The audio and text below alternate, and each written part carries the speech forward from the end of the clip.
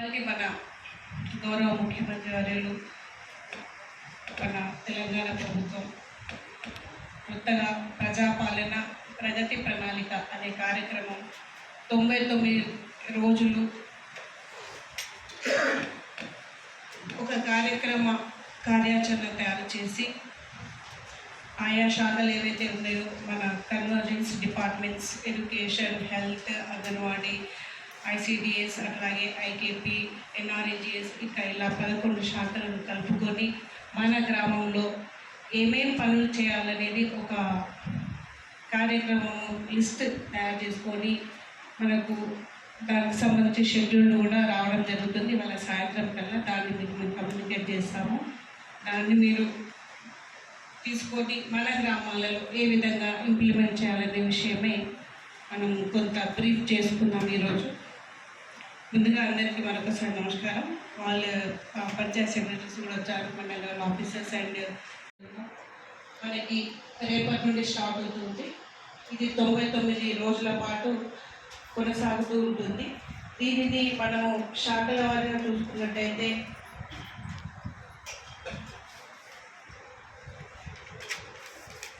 దీంట్లో ముఖ్యంగా 10 ప్రధాన అంశాలు ఉంటాయి. ఒకటి, నంబర్ 1, పరిసరాల పరిశుభ్రత మరియు ప్రభుత్వ కార్యాలయాల్లో ఫైళ్ళ పరిష్కరణ. ఇది టోటల్ మన పంచాయతీరాజ్ డిపార్ట్మెంట్ ద్వారా చేపడుతుంది. గ్రామ స్థాయిలోకి వచ్చినప్పుడు మన గ్రామ పంచాయతీల ద్వారా చేపట్టబడుతుంది. పరిసరాల పరిశుభ్రత మరియు ప్రభుత్వ కార్యాలయాల్లో ఫైళ్ళ పరిష్కారం అంటే ఏంటి అనే ప్రశ్న రావచ్చు.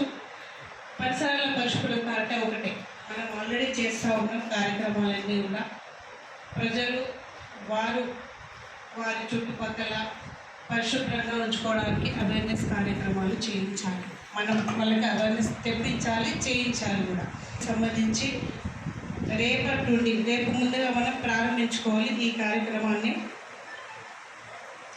రేపు గ్రామ సభ మన గౌరవ ఎమ్మెల్యేలను ఇంకా ఎవరైనా ప్రముఖులు కార్యక్రమాన్ని స్టార్ట్ చేసుకోవాలి. దాంట్లో ముందుగా మనం ప్రతిజ్ఞ ఒకటి చేయాల్సి ఉంటుంది. ముఖ్యంగా మన రాష్ట్ర గీతం దాన్ని మనం ప్రారంభించాలి.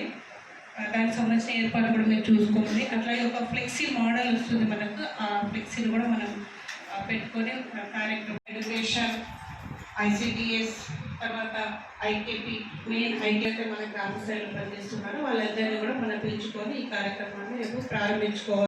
తర్వాత ఉమెన్ అండ్ చైల్డ్ వెల్ఫేర్ అంటే ICDS కిందకి వస్తుంది. యూత్ వెల్ఫేర్ తరఫున మనకి ఎవరు డిపార్ట్మెంటల్ గ్రామ స్థాయిలో ఉంటుంది కాబట్టి మండల లెవెల్లో మనం ఎనీ MPO ఆర్ ZPHS ప్రైవేట్ స్కూల్ ఉన్నట్టయితే వాళ్ళని ఇన్వైట్ చేస్తే వాళ్ళు మాట్లాడతారు. ఈ సబ్జెక్ట్ గురించి మాట్లాడాలి. ఆరోగ్యం గురించి అంటే చాలా అంశాలు వస్తాయి.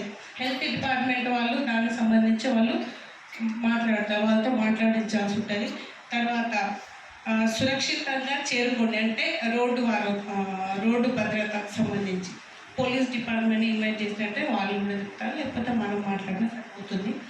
తర్వాత 4వది సంక్షేమం అన్నప్పుడు చాలా విషయాలు వస్తాయి. ఇందులో ఇందిరమ్మ ఇళ్ళు కావచ్చు, పెన్షన్స్, మన మండలి నుండి మన గ్రామ పంచాయతీ ద్వారా వ్యక్తిగత నీడ్స్ ఏవైతే ఉంటాయో అవన్నీ కూడా మనము మన గ్రామంలో ఏమేమి ఇస్తున్నాం, ఇన్ని ఇందిరమ్మ ఇళ్ళు వచ్చాయి, ఇన్ని OAP పెన్షన్స్ ఇస్తున్నామని మన దగ్గర లిస్ట్ డేటా మన పంచాయతీ సెక్రటరీల ద్వారా పెట్టుకొని దాంట్లో మీరు చదవండి. ఉన్నారు, అగ్రికల్చర్ ఆఫీసర్లు కూడా ఉంటారు. మీ గ్రామ స్థాయిని బట్టి ఏవోని పిలుస్తారా మీరు మీ ఇన్విటేషన్లు పెట్టండి.